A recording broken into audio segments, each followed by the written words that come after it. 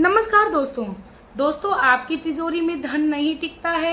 हर माता बहन ये चाहती है उनकी तिजोरी जो है वो धन से भरी रहे।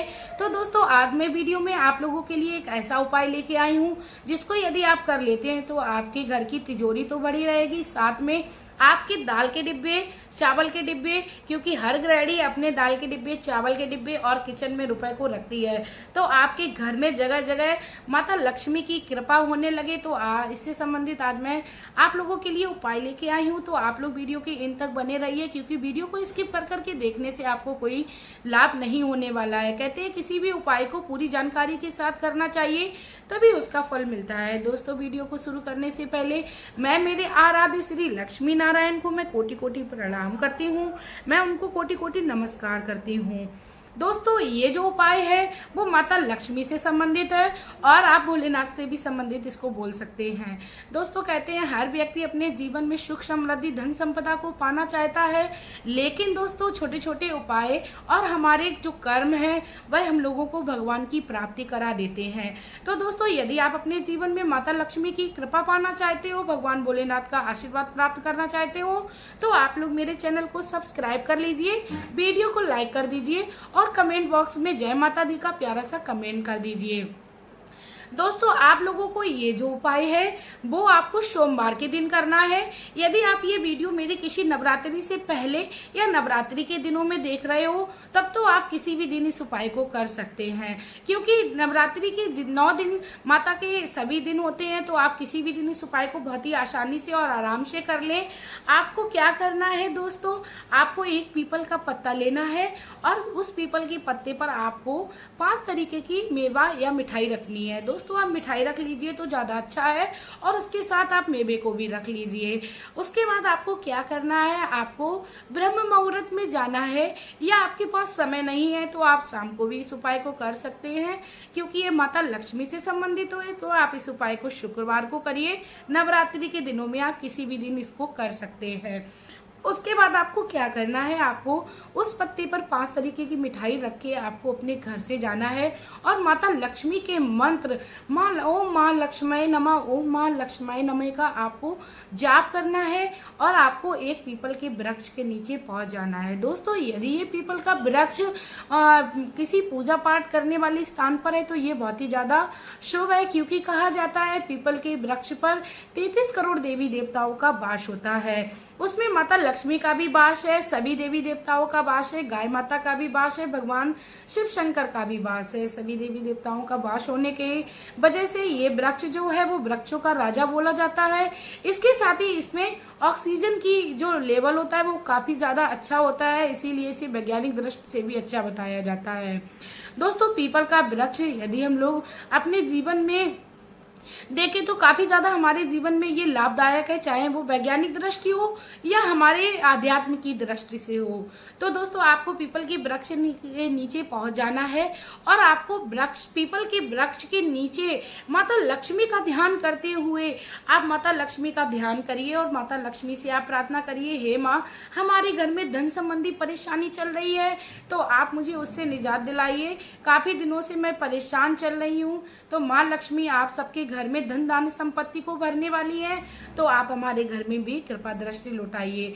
माता लक्ष्मी के साथ साथ आप भगवान विष्णु का भी स्मरण करिए, क्योंकि भगवान विष्णु जो हैं वो सुख समृद्धि को भी देने वाले हैं। इसके साथ ही जिस घर में माता लक्ष्मी के सहित भगवान विष्णु की पूजा की जाती है उस घर में कभी भी दरिद्रता वास नहीं करती है और उस घर का जो वातावरण है वह हमेशा ही हंसता खिलखिलाता रहता है। क्योंकि यदि गृहस्थ में बात की जाती है तो भगवान विष्णु और लक्ष्मी माँ की हर कोई उदाहरण देता है, कहता है भगवान लक्ष्मी नारायण जैसा आपका परिवार हो। इसीलिए आप भगवान लक्ष्मी नारायण का ध्यान करते हुए इस उपाय को करें। दोस्तों आप उस मिठाई को उस पेड़ के नीचे रख दें, उसके बाद आप प्रणाम करके वहां से आप चले जाएं। यदि आप पे संभव हो जाए तो आप वहां पे दीपक भी ले जाइए, क्योंकि दीपक भी प्रज्वलित करना पीपल के वृक्ष के नीचे काफी अच्छा बताया जाता है।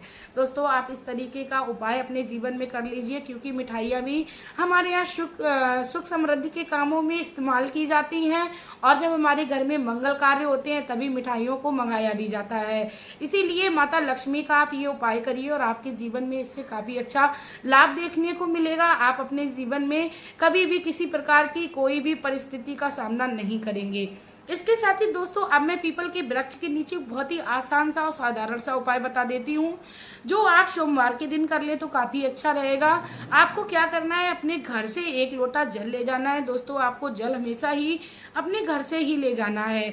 आप जाइए और पीपल की जड़ में आप भगवान भोलेनाथ का स्मरण करते हुए उस जड़ पे जल को चढ़ा दीजिए और भगवान भोलेनाथ से प्रार्थना करिए, हे भोलेनाथ, आप इस संसार को मोक्ष को देने वाले हो, आप इस संसार के तारणहार हो, आप हमारे घर में ये समस्या चल रही है तो आप मुझे उससे मुक्ति प्रदान करिए। क्योंकि भगवान भोलेनाथ इस संसार के जितने भी दुख है उनसे मुक्ति देने वाले हैं। क्योंकि समुद्र मंथन के समय जब मंथन से विष निकला था तो भगवान शंकर ने ही इस संसार में विष रूपी समस्या को समाधान किया था और स्वयं विष पी गए थे और सबकी रक्षा की थी। ठीक उसी प्रकार भगवान भोलेनाथ आपकी रक्षा करेंगे। जब आप पीपल के वृक्ष की जड़ में उस जल को चढ़ा रहे होंगे तो भगवान भोलेनाथ आपकी प्रार्थना को सुन रहे होंगे। दोस्तों इसके साथ ही आपको ये ध्यान रखना है कि आपको ये उपाय पूरी श्रद्धा से करना है। दोस्तों इन उपायों का विश्वास वही व्यक्ति करता है जिन्होंने अपने जीवन में भगवान का अनुभव किया है। दोस्तों जो भी व्यक्ति भगवान को नहीं मानते हैं वह इन उपायों को नहीं मानते हैं और वह काफी बार हम लोगों ने देखा है कि अनादर भी करते हैं। दोस्तों यदि किसी प्रकार का हम लोग उपाय नहीं कर पाते हैं, यदि किसी भी प्रकार को भगवान को नहीं स्मरण कर पाते हैं, तब हमें भगवान का अनादर भी नहीं करना चाहिए। वो सर्वेश्वर है और वह हर जगह व्याप्त है। वह हम लोगों के द्वारा जो भी क्रियाकलाप हो रही है हर चीज को वह नोट कर रहे हैं। इसीलिए आप अपने मुख से किसी भी प्रकार से भगवान के लिए अशुभ शब्द ना बोलिए। भगवान जो है वो हम लोगों को जीवन देने वाले हैं। यदि इस दुनिया में हम लोग आए हैं तो वह भगवान की ही कृपा है। भगवान की मर्जी के बगैर एक पत्ता नहीं हिल सकता है। तो दोस्तों मेरी तो आप लोगों को यही सजेशन रहेगी, आप पूरी श्रद्धा के साथ इस उपाय को करिए तो आपके जीवन में आपको अवश्य लाभ देखने को मिलेगा।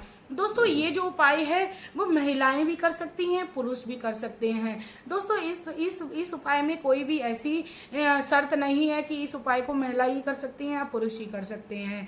इसके साथ ही दोस्तों यदि आप लोगों का बच्चों का पढ़ाई में मन नहीं लग रहा है तब भी आप पीपल के वृक्ष के नीचे आप बहुत ही सुंदर सा एक उपाय कर सकती हैं।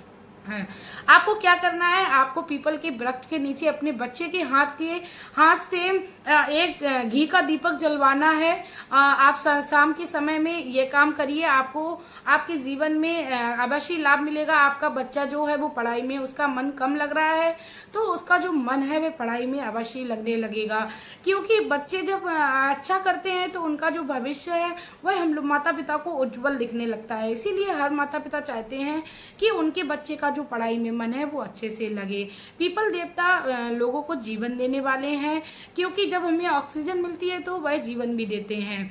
इसके साथ ही दोस्तों मैं आप लोगों से रिक्वेस्ट करना चाहूंगी, यदि आप लोगों को मेरी ये जानकारी अच्छी लगी हो तो प्लीज आप लोग मेरी इस जानकारी को ज्यादा से ज्यादा शेयर करें। क्योंकि शेयर करने से आप दूसरों का भला कर रहे हैं और भला जो भी व्यक्ति करता है उसका भगवान कभी भी साथ नहीं छोड़ता है।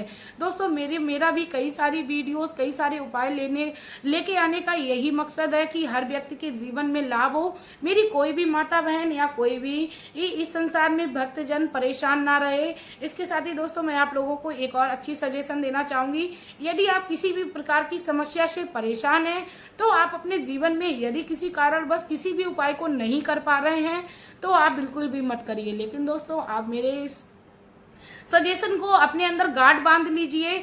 आपके अंदर जब भी समस्या हो तो आप अपने जीवन में किसी भी एक देवी देवता को आराध्य मान लीजिए और उनके सामने आप अपने आप को एक सूखे पत्ते की भांति प्रस्तुत कर दीजिए। बोलिए, हे परमेश्वर, आप सर्वेश्वर हो, आपके हाथों में मैंने अपने जीवन की डोर को सौंप दिया है और मैं वो सूखा पत्ता हूँ जो आंधी आने पर जिधर की ओर आंधी चलती है उधर की ओर चला जाता है।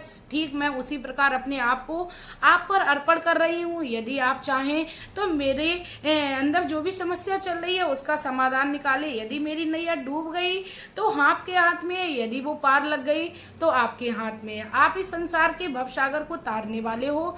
जब आप अपने जीवन में किसी भी आराध्य को मान लेंगे और उनके चरण कमल को जब टाइट से पकड़ लेंगे तो दोस्तों आप विश्वास करिए, कोई भी ये देवी देवता ऐसा नहीं है जो अपने भक्तों पर, अपने बच्चों पर कृपा ना करे और करुणा ना दर्शाए। सिर्फ और सिर्फ देवी देवता जो होते हैं वह प्रेम के भूखे होते हैं और भक्त के भावना के भूखे होते हैं। इसीलिए दोस्तों आप अपने जीवन में इन उपायों को करने के साथ साथ अपने जीवन में किसी भी एक आराध्य को उतार लीजिए दोस्तों, क्योंकि मेरा भी यही सजेशन रहता है, क्योंकि जो भी व्यक्ति अपने जीवन में प्रभु को उतार लेता है और उनका स्मरण करते रहता है तो उसके जीवन में कभी किसी प्रकार का रोग, किसी प्रकार की समस्या या किसी भी प्रकार की अकाल मृत्यु उसको परेशान नहीं कर सकती है दोस्तों। दुख आते भी हैं तो वह पल भर में चले जाते हैं दोस्तों। इसी के साथ मैं आप लोगों से लेना चाहूंगी विदा। आपका प्यार और कीमती समय देने के लिए धन्यवाद।